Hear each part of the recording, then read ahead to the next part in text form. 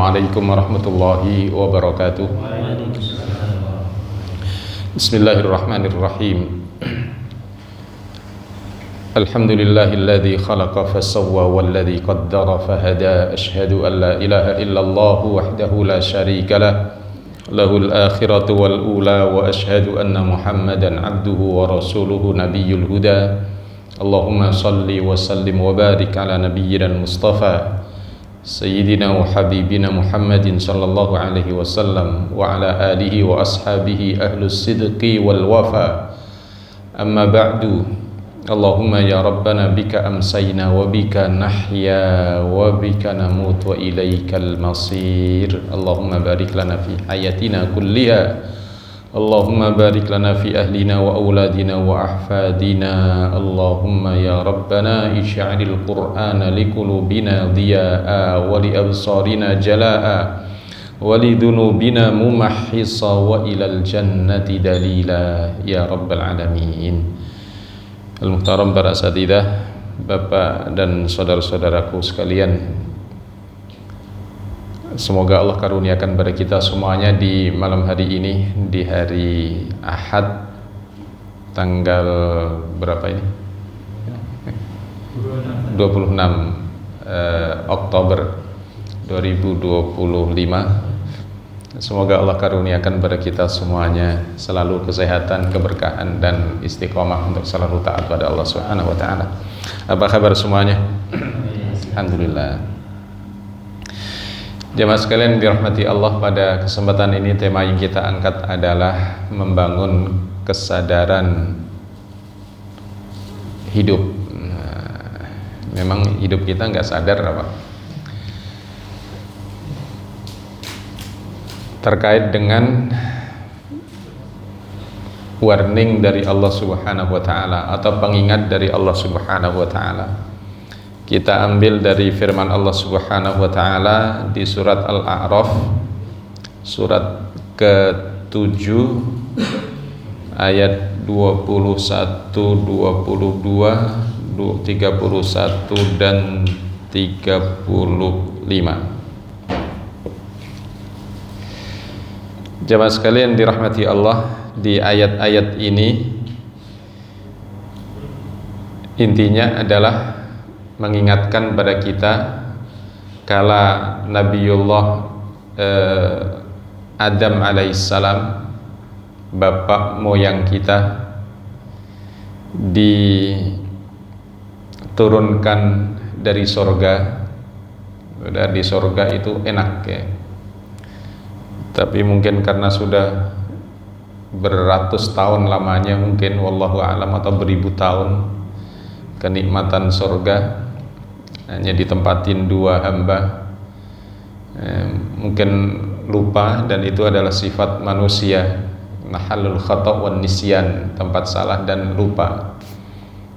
Kala Allah melarang Nabiullah Adam untuk mendekati sebuah pohon, itu saja ujiannya. Jadi di surga masih ada ujian juga. Nanti kita juga di surga masih ada satu perintah. Perintahnya apa? Terkait dengan Al-Quran. Kalau kita semuanya masuk surga misalnya, kemudian kira-kira kamar kita di mana ya?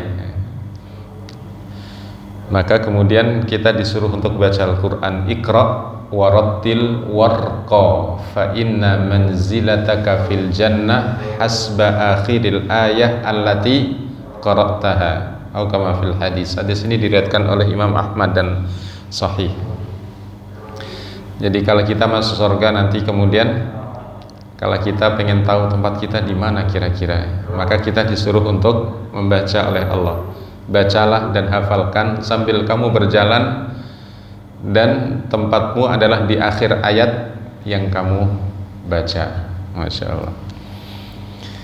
Jemaah sekalian dirahmati Allah, intinya adalah kala Nabiullah Adam alaihissalam tergoda oleh iblis, dan itu sama sekali bukan kesengajaan dari Adam alaihissalam, sama sekali tidak, tapi adalah faktor lupa karena sudah menikmati yang bertahun-tahun atau mungkin beribu tahun, sekali lagi sampai begitu lamanya lupa. Memang kadang orang kalau dalam dalam kenikmatan dalam kesenangan kadang-kadang ada kalanya lupa juga ya. Lupa, akhirnya intinya adalah begitu mencicipi buah yang disebut oleh iblis dari syajaratul khuld, jadi buah keabadian, maka kemudian pakaian kebesaran dan kemuliaan surgawi langsung otomatis lepas saat kedua hamba ini kemudian penyesalannya luar biasa, bertaubat kepada Allah Subhanahu wa taala. Fatalaqa Adamu min rabbih kalimatin fataba alaihi innahu huwat tawwabur rahim. Jadi Adam dan Hawa kemudian bertaubat kepada Allah Subhanahu wa taala dan fataba alaihi, Allah menerima taubatnya. Meskipun menerima taubatnya tapi tetap sanksi diterapkan juga. Ya sudah kalau begitu, qala bitu minha jami'a, ya sudah kamu wahai Adam dan Hawa dan juga kamu iblis semuanya turun ke bumi. Semuanya turun ke bumi, tapi diingatkan ba'dukum li ba'din adu, antara kamu satu sama lain itu musuh bebuyutan.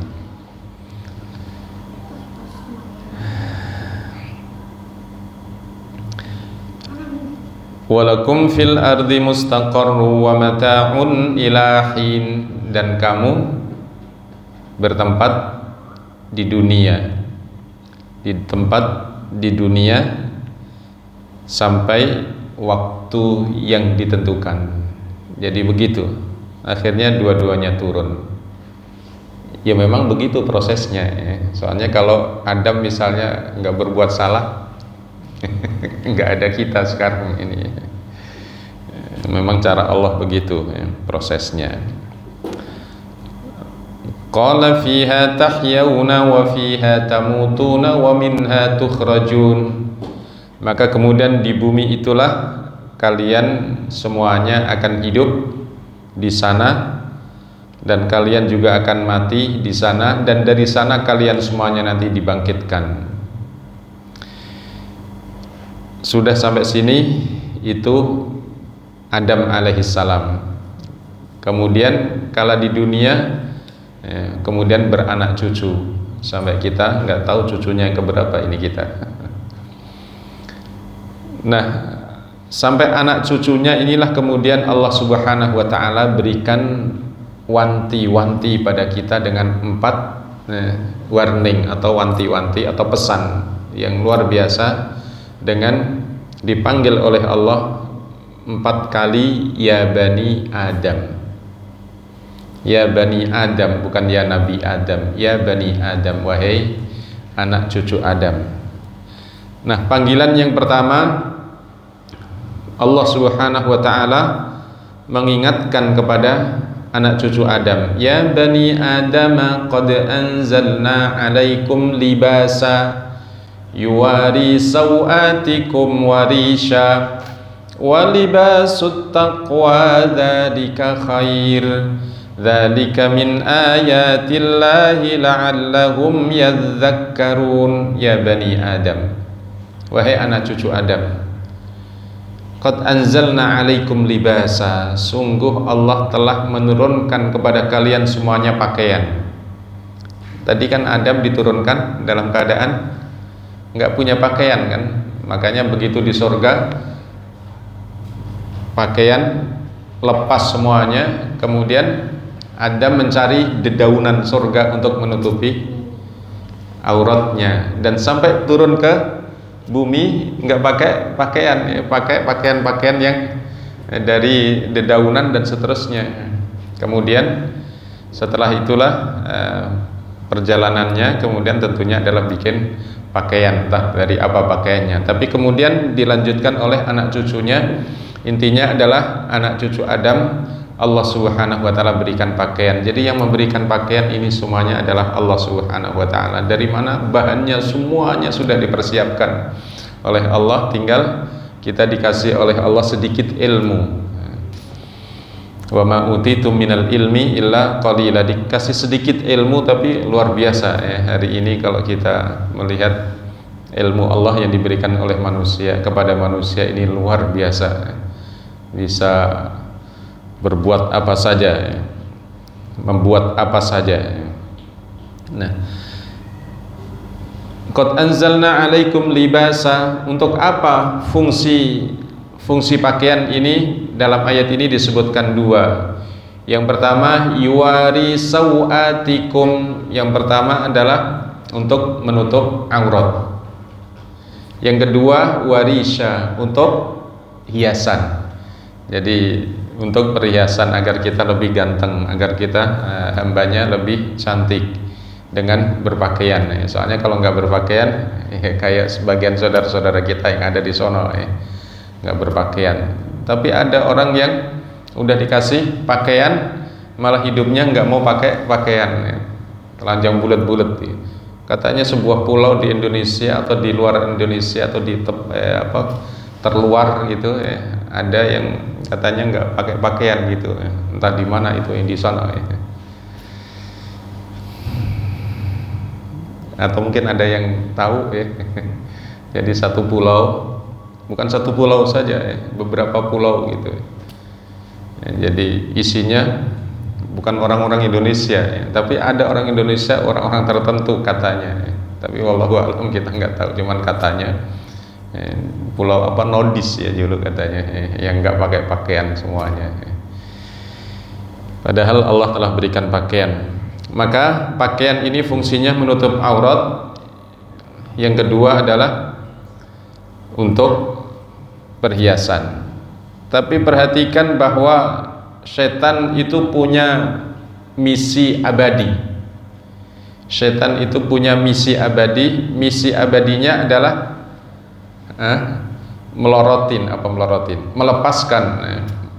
melepaskan pakaian manusia, agar manusia itu tidak berpakaian atau berpakaian tapi nampak auratnya. Maka itulah kalau kita perhatikan di antara program setan melalui 4F itu ya, food, fashion, fun, fans dan faith. Melalui makanan, kedua adalah melalui pakaian. Kalau pakaian laki-laki rata-rata sopan-sopan gitu ya, tapi pakaian perempuan Masya Allah, bukan Masya Allah ya, Subhanallah, Maha Suci Allah. Kemudian idol, dan yang keempat adalah dari sisi keyakinan. Di sini 4 ini setan bermain di sana. Jamaah sekalian dirahmati Allah, Allah Subhanahu wa taala kemudian kala iblis, kala setan. Apa sih bedanya iblis, setan? Dulu sudah pernah kita sampaikan, iblis, setan dan jin. Jadi iblis itu asalnya dari jin. Bahkan disebutkan ifritum minal jin. Jadi ifrit itu think tanknya iblis, cerdas, pinter. Itu jin, dari jin yang paling bermaksiat kepada Allah dan dedekatnya adalah disebut dengan iblis.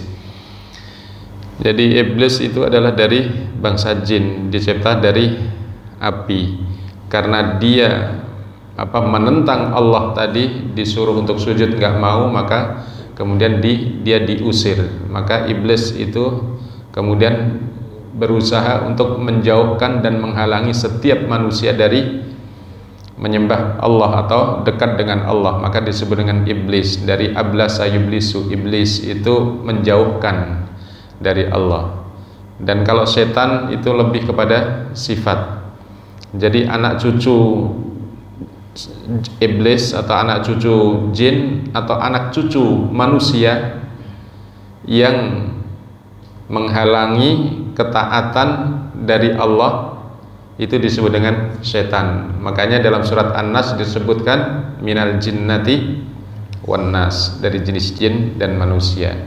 Jadi itu apa bedanya jin, iblis, setan. Kalau setan itu lebih pada sifat. Kalau iblis itu yang paling bermaksiat dengan Allah Subhanahu wa taala, dan jin itu aslinya begitu. Makanya Allah sebutkan dalam surat Al-Dzariyat ayat ke-56 itu, wa ma khalaqtul jinna wal insa illa liya'budun. Aku tidak ciptakan jin dan manusia. Disebut jin duluan karena jin dicipta lebih dulu kan gitu. Makanya kalau Adam dicipta juga dimasukkan ke dalam surga, dia nggak mau ya. Itu begitu jin. Jamaah sekalian dirahmati Allah, walibasut taqwa dzalika khair. Seluruh pakaian-pakaian itu tanpa dilandasi dengan ketakwaan, maka enggak ada nilai kebaikan. Makanya disebutkan walibasut taqwa dzalika khair. Pakaian takwa, bukan pakaian takwa itu koko kayak begini, bukan. Pakaian takwa adalah pakaian yang bukan hanya menutup aurat saja, tapi adalah juga menata hati ini untuk takut kepada Allah Subhanahu wa taala. Karena takwa itu, inti dari ketakwaan adalah rasa takut kepada Allah, dan orang yang takut kepada Allah itu minimal 3 sifat yang paling dominan orang takwa itu. Yang pertama adalah khasyatullah, rasa takutnya kepada Allah kuat. Yang kedua adalah muraqabatullah, merasa diawasi oleh Allah itu kuat. Yang ketiga adalah selalu muhasabatun nafas, selalu melakukan audit diri, self auditing. Nah, ini ciri-ciri orang takwa, sehingga dia berada dalam jalan ketaatan, sehingga dia berada dalam jalan yang hak, yang lurus.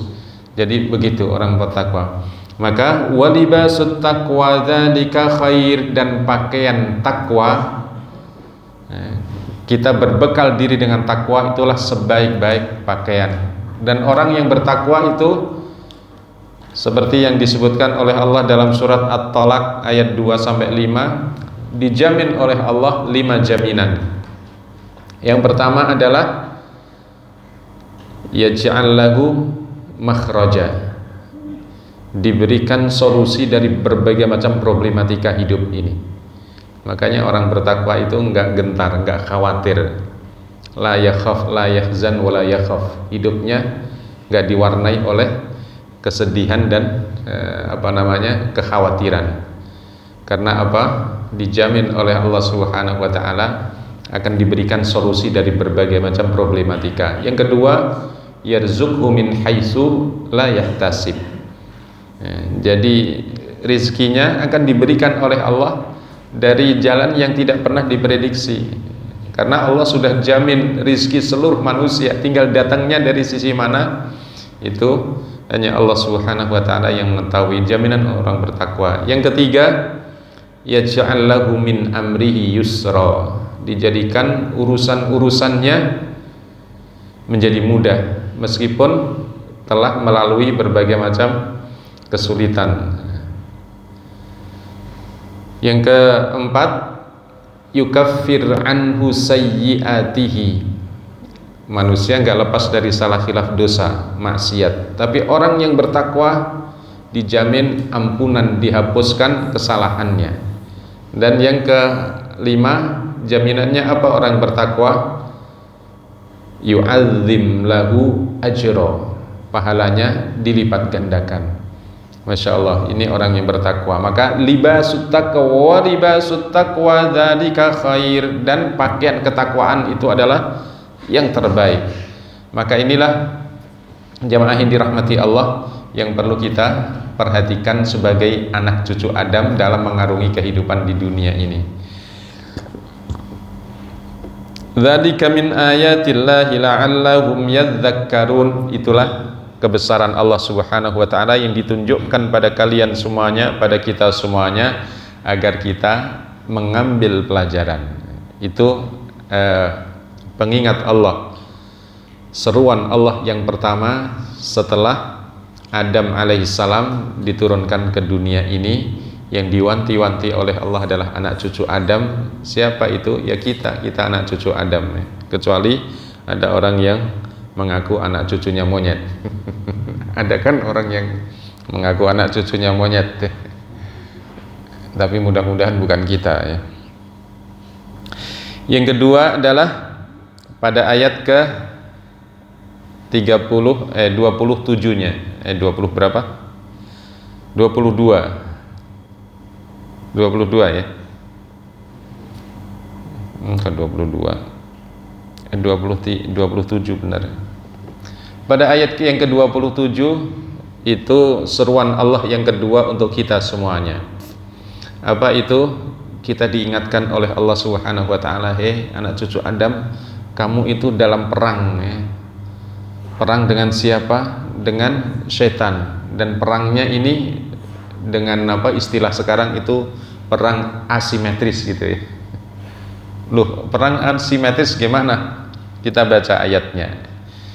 Ya bani Adam la yaftinannakumus syaitanu kama akhraja abawaykum minal jannah yanzi'u anhuma libasahuma liyuriyahuma sawatihima innahu yarakum huwa wa qabiluhu min haitsu la tarawnahum inna ja'alna asyayatina awliya'a lilladzina la yu'minun. Wahai anak cucu Adam, la yaftinannakumus syaitan, jangan sampai setan kembali memfitnah, menggoda untuk kalian tersesat, agar kalian tergelincir dari jalan kebenaran. La yaftinannakumus syaitan, diwanti-wanti oleh Allah, jangan sekali-kali kalian bisa digelincirkan oleh setan. Kama akhraja abawaikum minal jannah, sebagaimana setan telah berhasil untuk menggoda bapak ibumu dikeluarkan dari surga. Yanzi'u anhuma libasahuma, yang telah melepaskan pakaian keduanya, liyuriyahuma sawatihima, agar aurat keduanya terlihat, nampak. Masya Allah, kita diwanti-wanti oleh Allah itu. Dan kenapa disebut dengan perang simetris? Innahu yarakum huwa wa qabiluhu min haitsu la tarawnahum. Perang dan permusuhan kalian dengan setan itu, kalian tidak bisa melihat setan, tapi setan melihat kalian semuanya. Nah, ini yang kita sebut perang asimetris itu. Kalau bisa ketahuan gitu, bisa berantem ya. Tapi ini masalahnya enggak ketahuan ya. Mereka mau apa saja bebas ya, bisa melihat kita. Kita mau pukul, kita mau di apa, mereka enak aja gitu ya. Mereka bisa melihat kita nggak bisa melihat mereka ya. Meskipun ada sebagian orang yang bisa melihat jin ya. Biasanya orang yang bisa melihat jin itu ada 3 kemungkinan. Yang pertama, kerjasama dengan jin. Yang kedua, diperalat oleh jin. Diperalat oleh jin. Kemudian yang ketiga, kalau kedua diperalat, yang ketiga ditempelin. Ditempelin. Apa bedanya diperalat dengan ditempelin? Ya, ada lah ya. Intinya 3 hal ini, sehingga dia kadang lihat jin. Nah, disebut apa? Kadang-kadang di tengah masyarakat kita indigo gitu, yang melihatnya. Padahal itu bisa disembuhkan, bisa diruqyah, bisa disembuhkan. Itu yang termasuk di peralat tadi. Apa tujuannya? Ya, untuk menimbulkan fitnah di tengah masyarakat manusia. Jadi mereka memerangi kita, menggoda kita, mereka tahu tapi kita nggak tahu. Dan oleh sebab itulah senjata kita yang paling ampuh adalah ada dua hal. Yang pertama adalah iman, yang kedua zikrullah. Zikrullah itu selalu ingat pada Allah, baik itu melalui ibadah atau melalui doa dan seterusnya. Itu dua hal.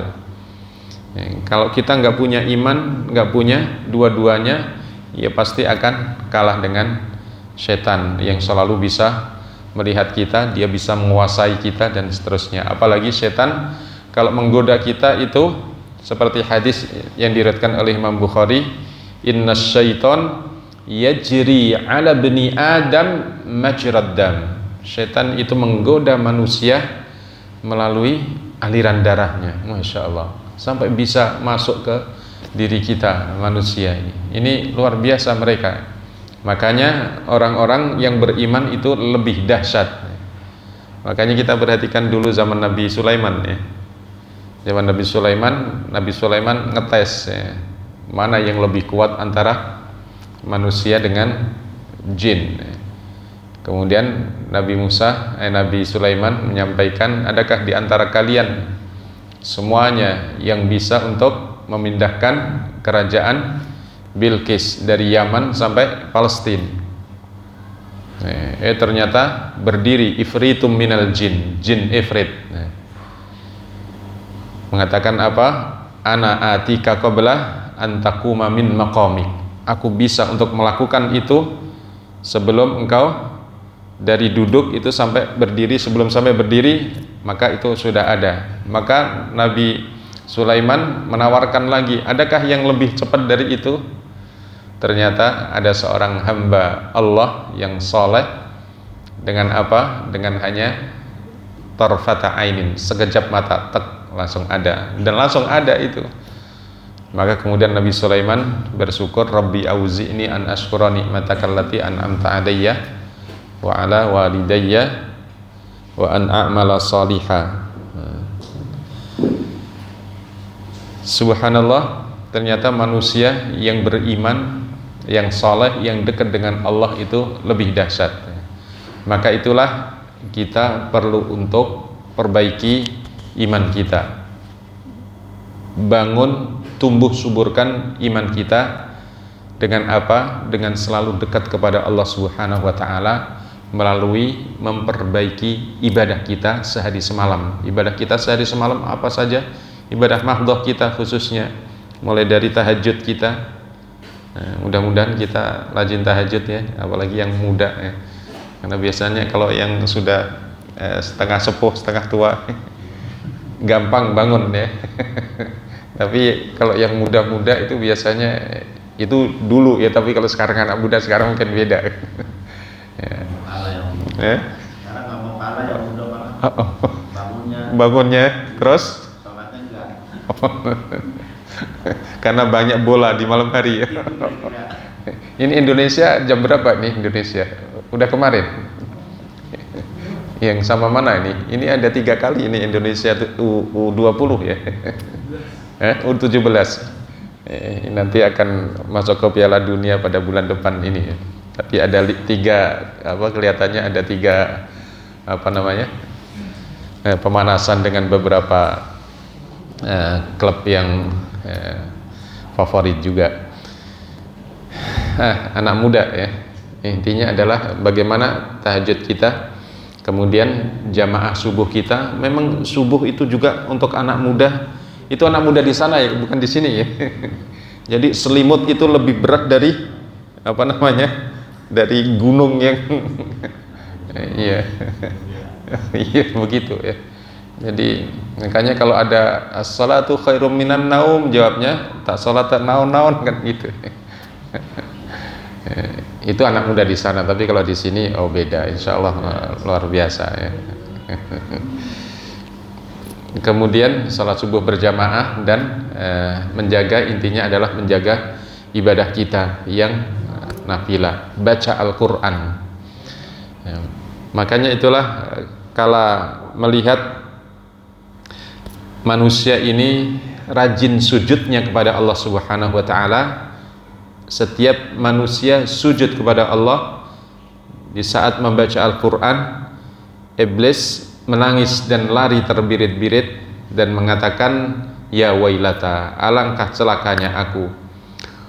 Umira ibnu Adam bis sujudi fasajada falahul jannah wa umirtu bis sujud falam af'al atau falam asjud wali annar. Alangkah celakanya aku. Anak cucu Adam disuruh sujud dan mereka sujud, dan aku disuruh sujud, aku enggak mau. Maka bagi mereka adalah surga dan bagi saya adalah ancaman neraka. Padahal dia sudah tahu ya kalau diancam neraka. Jamaah sekalian dirahmati Allah, apakah iblis itu kan dari api dicipta, nanti dimasukin neraka, kira-kira terasa sakit enggak? Ya sakit juga ya. Kita dicipta dari tanah katanya, kalau kita dilempar tanah juga sakit juga ya. Maka jemaah sekalian dirahmati Allah, la yaftinannakumus syaitanu kama akhraja abawaykum minal jannah yanzi'u anhuma libasahuma liyuriyahuma sawatihima innahu yarakum huwa wa qabiluhu min haitsu la tarawnahum. Maka hati-hati dengan setan ini, karena mereka tahu kalian semuanya dan kalian tidak bisa melihat mereka. Inna ja'alna syayatina awliya'a lilladzina la yu'minun. Maka Allah tegaskan, setan itu menjadi pelindung, menjadi penolong, menjadi pembantu, menjadi backing orang-orang yang tidak beriman. Tapi dengan orang yang beriman, mereka enggak bisa. Makanya ada sebuah asar dari Israiliyat nih maksudnya, dan itu disebutkan oleh Al-Imam Abu Nasr Al-Lais, Abu Lais As-Samarqandi dalam kitabnya Tanbihul Ghafilin, bab adawatus syaitan wa ma'rifati babu adawatis syaitan wa ma'rifatu kaidihi, bab permusuhan setan dan makar setan. Itu disebutkan sebuah asar Israiliyah di mana setan dialog dengan Nabi Zakaria. Nabi Zakaria pengen tahu siapa sih yang menjadi pengikutmu, siapa sih manusia yang bisa untuk menjadi pengikutmu. Maka kemudian setan mengatakan bahwa manusia itu ada, bagaimana pandanganmu terhadap manusia? Maka setan itu mengatakan manusia itu di hadapanku, di mataku ada 3 golongan. Golongan yang pertama adalah seperti Anda, maksudnya nggak bisa digoda sama sekali. Jadi para nabi memang nggak bisa digoda oleh setan. Yang kedua mereka menjadi permainanku seperti anak-anak cucu Adam ini bermain bola katanya. Jadi menjadi permainannya. Dan yang ketiga adalah golongan yang terus memusuhi aku. Kadang dia kalah, kadang aku menang. Tapi aku nggak pernah putus asa untuk terus berusaha untuk memenangkan. Itu kata iblis kata setan dalam dialog ini. Nah, kita ini termasuk golongan yang ketiga ini. Kadang kita menang dengan iblis atau dengan setan, kadang kita kalah. Kapan kita kalah? Ya kalau kita nggak zikir pada Allah ya. Kalau kita zikir pada Allah, mereka tidak bisa apa-apa. Makanya itulah Allah berikan pada kita semuanya hisnun itu kalau yang itu iron dome ya. Kita sendiri dalam perang melawan setan itu punya iron dome. Jadi perisai yang melindungi kita. Apa itu? Zikrullah. Makanya dalam surat Surat 41. Surat 41 ayatnya ke berapa? 30, coba kita lihat.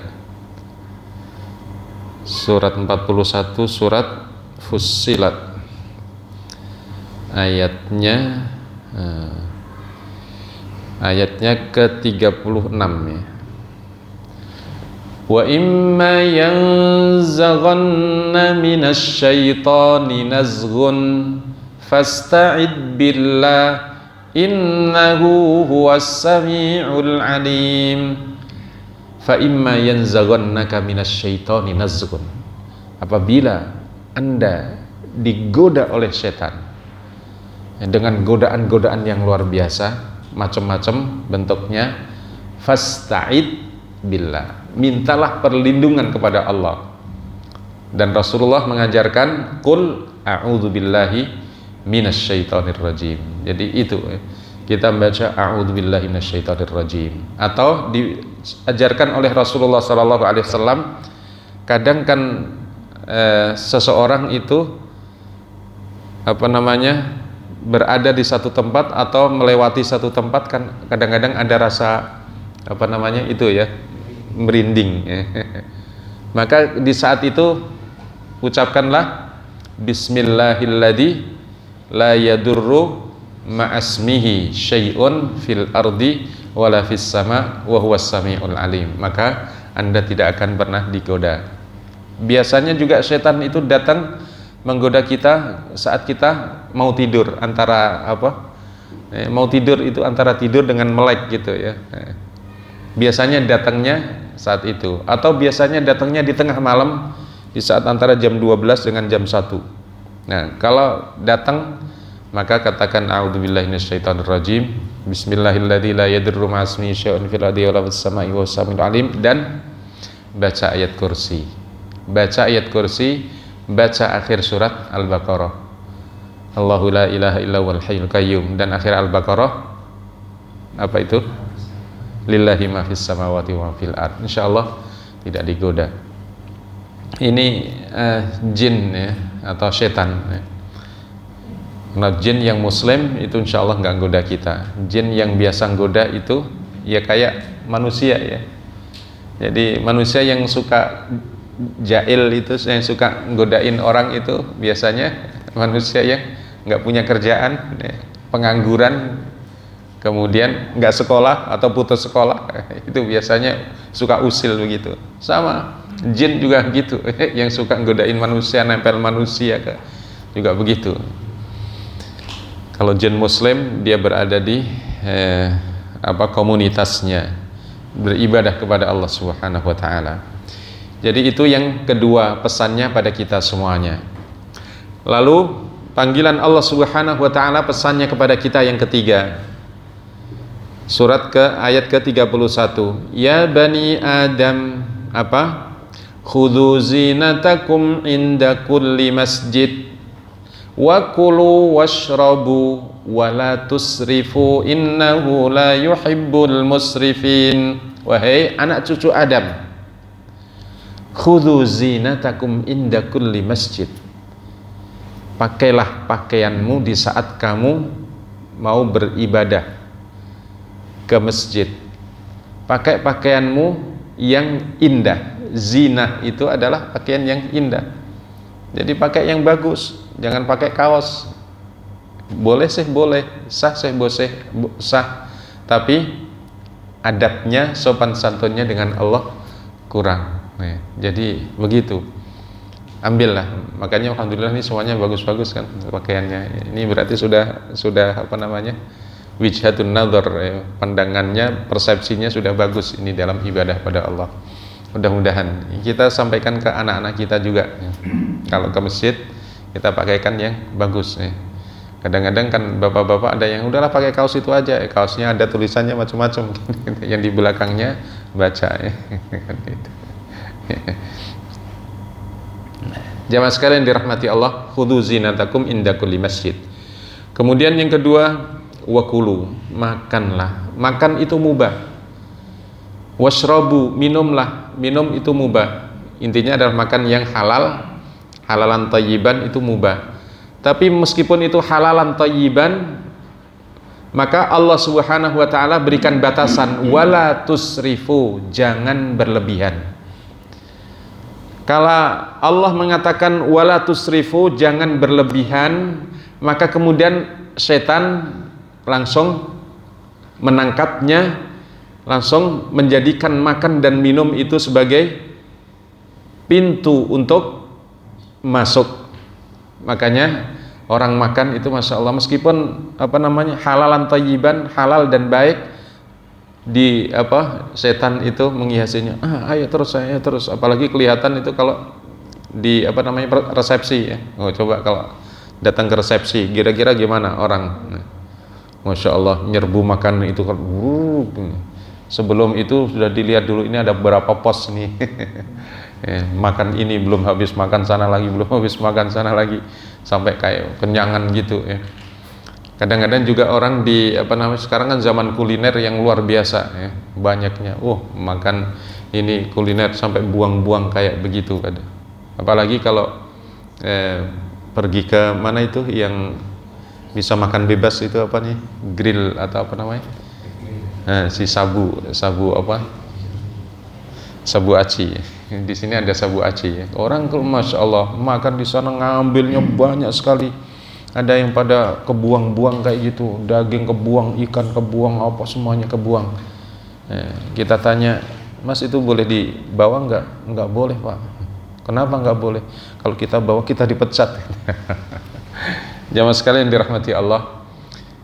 Wa kulu washrabu wa la tusrifu. Jadi ambil pakaian Anda tapi juga jangan berlebihan juga. Makanlah yang halal dan thayyib tapi jangan berlebihan juga. Minumlah kalian tapi juga jangan berlebihan.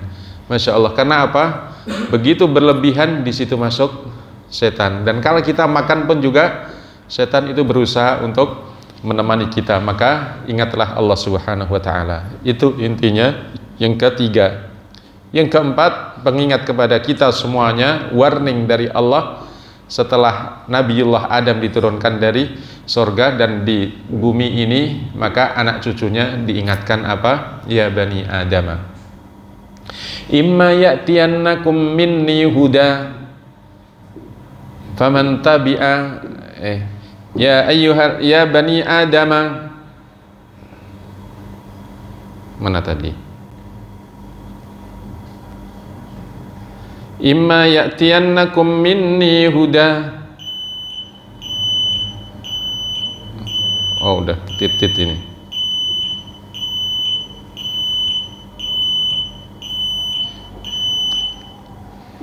Ya bani Adam, imma ya'tiyannakum rusulun minkum yaqussuna 'alaikum ayati famanittaqa wa aslaha fala khaufun 'alaihim famanittaqa wa aslaha fala khaufun 'alaihim wala hum yahzanun. Pengingat yang keempat, panggilan Allah yang keempat, wahai anak cucu Adam, imma ya'tiyannakum minni huda, kala datang dariku kepada kalian semuanya huda, petunjuk Allah berupa Al-Quran dan melalui diutusnya Rasulullah SAW. Kemudian dalam hadisnya bagi kita yang umat Muhammad SAW, maka apa yang diarahkan oleh Allah, imma ya'tiyannakum rusulun minkum ya bani Adam, imma ya'tiyannakum rusulun minkum yaqussuna 'alaikum ayati famanittaqa wa aslaha fala khaufun 'alaihim wa lahum yahzanun. Bahwa Allah Subhanahu wa taala kala diturunkan kepada kita semuanya ke muka bumi ini, kita beranak pinak dan seterusnya, kemudian Allah tidak biarkan kita semuanya dalam keadaan mencari petunjuk masing-masing.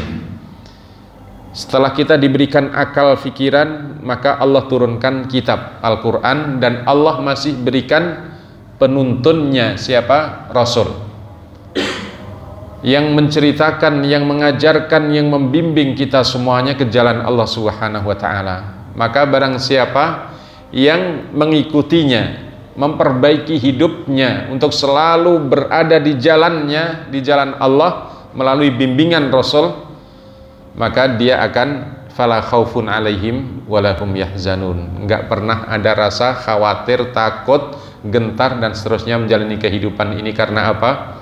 Dia berada dalam yang benar dan Allah jamin hidupnya insya Allah baik di dunia atau di akhirat, dan itu indah. Tapi sebaliknya, waman a'rada an dzikri fa inna lahu ma'isyatan dhanka.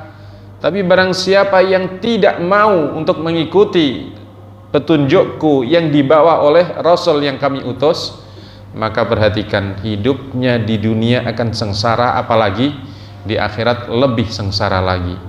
Jangan dikira orang-orang yang tidak mengikuti Rasulullah tapi dia kaya raya itu kemudian merasa dirinya tenang, tentram dan seterusnya. Enggak, dia malah kadang jadi budak hartanya, kadang dia menjadi budak kesenangannya, dan begitu. Kadang memang senang sih, tapi senangnya adalah semu, sebentar saja. Maka subhanallah, bagi kita semuanya diarahkan oleh Allah Subhanahu wa taala untuk mengikuti Rasulullah sallallahu alaihi wasallam, dan kita tidak pernah akan bahagia dalam hidup kita, apalagi di akhirat kita, tanpa mengikuti Rasulullah sallallahu alaihi wasallam. Ada memang kebahagiaan, tapi cuma sebentar, sifatnya adalah semu. Wallahu alam. 4 hal ini yang diingatkan oleh Allah Subhanahu wa taala dengan kalimat ya bani Adam, ya bani Adam, ya bani Adam, ya bani Adam. 4 hal. Semoga kita diberikan oleh Allah Subhanahu wa taala wahyu kesadaran untuk memperhatikan apa yang Allah ingatkan pada kita semuanya. Begitu bapak-bapak dan saudara-saudara sekalian. Mungkin ada tambahan, ada pertanyaan? Sudah masuk Isya ya? Kayaknya cepet banget masuk Isya. Cukup? Cukup.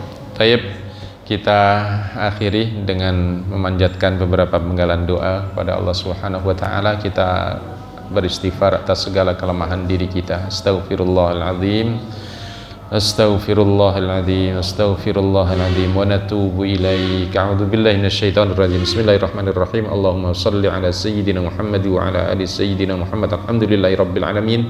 Allahumma ya Rabbana rzuqnal istiqamata fi ta'atik. Ya Allah, karuniakan pada kami ya Allah kekuatan untuk istiqamah dalam taat kepadamu ya Allah ya Rabbana. Allahumma ya Rabbana nas'alukal huda wat tuqa wal afafa wal ghina.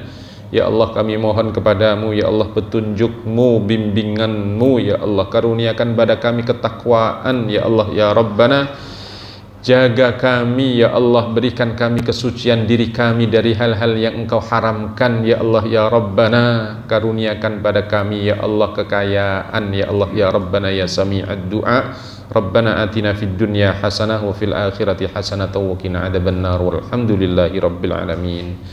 Assalamualaikum warahmatullahi wabarakatuh.